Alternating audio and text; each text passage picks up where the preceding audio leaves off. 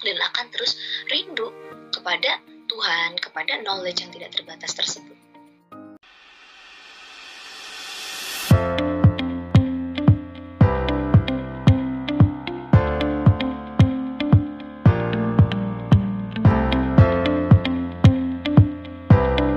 Kita merasa bahwa, aku tahu kok apa yang akan aku lakukan. Aku tahu apa yang aku suka. I know what I'm good at. Kita seperti sudah tahu semuanya. Bahkan,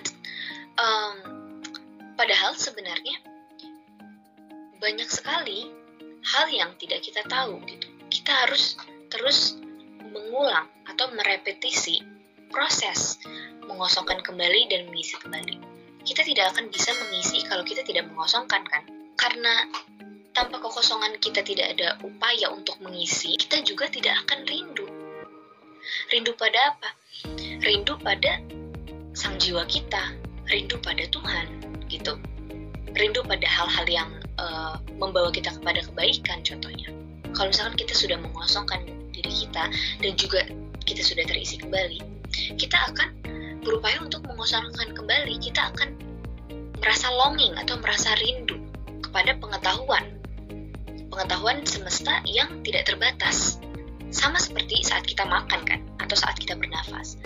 Setelah kita makan, pasti hal-hal yang tidak dibutuhkan oleh tubuh kita pasti akan dibuang, akan didetoksifikasi supaya tubuh kita lebih terpelihara. Maka dari itu, kita harus selalu mengulang proses ini, proses mengosongkan dan juga mengisi, lalu mengosongkan kembali ini, agar kita terus rindu, kita terus berkembang, kita terus rindu akan development, akan growth, gitu. Dan kita terus terdetoksifikasi.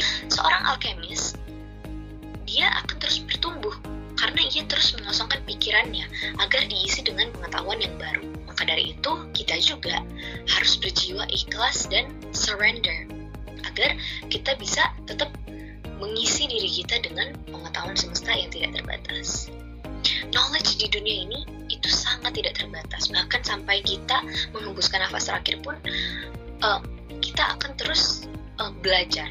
Jadi karena sifat yang tidak terbatas ini, kita harus terus mengosongkan, dan jika kita terus mengosongkan dan mengisi diri kita, maka semesta ini akan membuka pengetahuannya sedikit demi sedikit. Dan kita juga akan menjadi orang yang terus berkembang, orang yang akan terus memiliki growth. Dan dengan begitulah kita akan menjadi the alchemist yang bisa membaca pertanda alam. Dan akan terus rindu kepada Tuhan, kepada knowledge yang tidak terbatas tersebut. Namun masalahnya, kebanyakan dari kita itu tidak mudah atau merasa sangat sulit atau bahkan takut untuk mengosongkan perasaan dan menerima kembali pengalaman rasa tersebut. Contohnya, ketika kita memiliki trauma ya, atau pengalaman masa lalu yang tidak baik gitu, pasti kita akan terus terikat pada masa lalu tersebut, kan. Kita sulit untuk mendekati memori tersebut, untuk berkawan, untuk berdamai dengan memori tersebut, dan akhirnya melepaskan diri kita dari memori yang buruk tersebut. Kita lebih sering membiarkan diri kita terjebak dalam rasa pengalaman masa lalu, karena pengalaman atau memori itu terikat sangat erat dengan perasaan, gitu kan. Di otak kita itu saraf memori itu terikat sangat erat dengan saraf perasaan, karena pasti pada saat kita mengalami pengalaman itu, kita merasakan sesuatu, kan, yang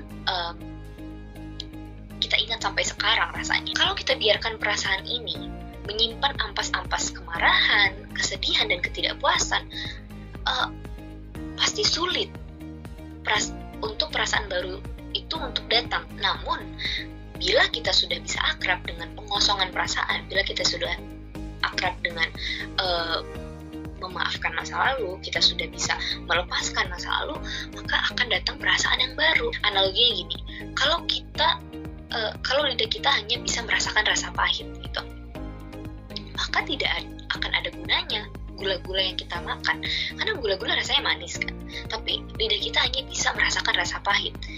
Maka dari itu ya tidak akan ada gunanya, tidak akan ada enaknya gula-gula yang kita makan. Sama seperti bagaimana kita masih terikat dengan masa lalu dan belum bisa membuang ampas-ampas perasaan dari masa lalu tersebut. Tidak akan ada perasaan baru yang datang, yang salah satunya bisa membuat kita bahagia. Bila jiwa kita tidak pernah dikosongkan juga, maka kita tidak akan pernah merasakan kerinduan akan Tuhan. Itulah mengapa jiwa kita sering diberikan rasa kosong gitu ya, seperti yang sudah kita bahas di pertemuan yang lalu. Ketika kita berada di dalam keramaian, itu pasti kita merasa sepi, tiba-tiba kita merasa sepi, kita merasa kosong. Itu adalah momen di mana sang jiwa kita memanggil. Sang jiwa kita memanggil supaya kita kembali lagi ke sang jiwa dan mengosongkan kembali segala perasaan kita. Jadi dengan perasaan rindu inilah, dengan kekosongan inilah, kita akan terdorong untuk melakukan prayer, meditasi, belajar, berbuat baik, dan lain sebagainya. Tubuh kita ini menyimpan kecerdasan semesta yang tidak terbatas dalam DNA-nya. Kita punya DNA kan. Nah, di dalam tubuh kita ini juga ada atom-atom. Di dalam atom tersebut ada kekosongan, dan di dalam setiap kosongan pasti ada kecerdasan semesta kan. Nah, maka artinya tubuh ini tidak hanya membutuhkan energi dari materi atau energi dari makanan, tetapi juga butuh energi dari kecerdasan berupa doa, afirmasi, meditasi, dan lain-lain sebagainya. Sebab inilah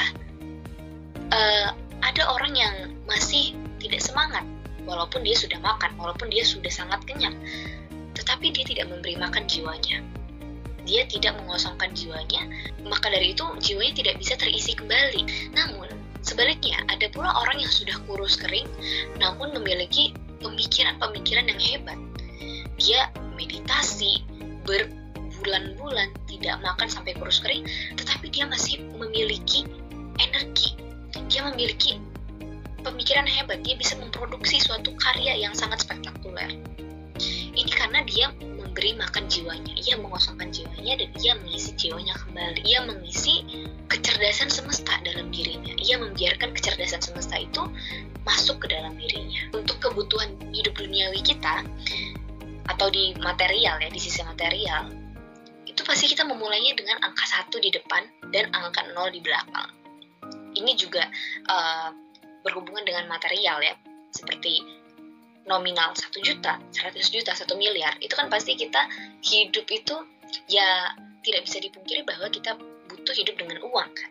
Maka dari itu salah satu indikasi bahwa seseorang itu sukses itu kan bisa dilihat dari wealth-nya. Jadi bisa dibilang bahwa bukan tujuan ya. Ketika orang bekerja keras gitu, pasti dia menghasilkan uang kan. Jadi lama-kelamaan pasti ketika kita bekerja keras pasti penghasilan kita juga pasti akan bertambah.